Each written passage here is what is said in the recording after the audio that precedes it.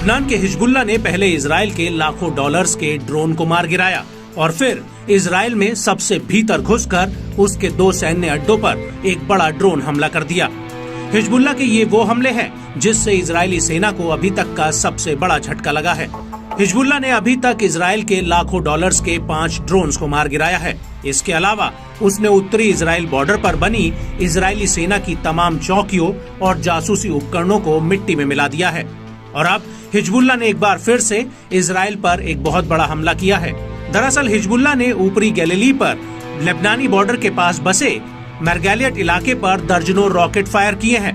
Hezbollah का कहना है कि उसके इन रॉकेट्स को इजराइल का एयर डिफेंस सिस्टम भी इंटरसेप्ट नहीं कर पाया है, जिसकी वजह से इलाके में हवाई हमले के सायरन नहीं बजे थे।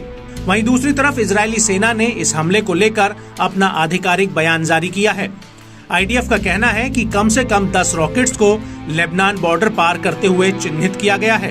वहीं दूसरी तरफ इजरायली मीडिया का कहना है कि इनमें से एक रॉकेट की वजह से मुर्गियों के एक बेड़े को काफी नुकसान हुआ है, जबकि अन्य रॉकेटों की वजह से इलाके में बत्ती गुल हो गई थी।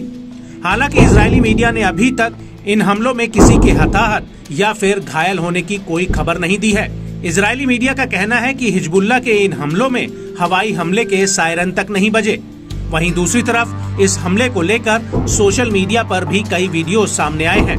इनमें से एक वीडियो में रात का अंधेरा दिख रहा है और सामने आबादी में घरों की बत्तियां जलती हुई दिख रही हैं और तभी धमाकों की आवाजें आने लगती हैं।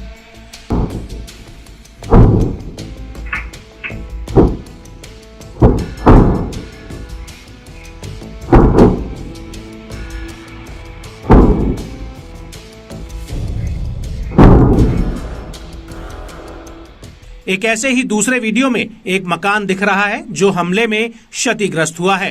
दावा है कि यह मकान हिजबुल्लाह के हमलों में क्षतिग्रस्त हुआ है।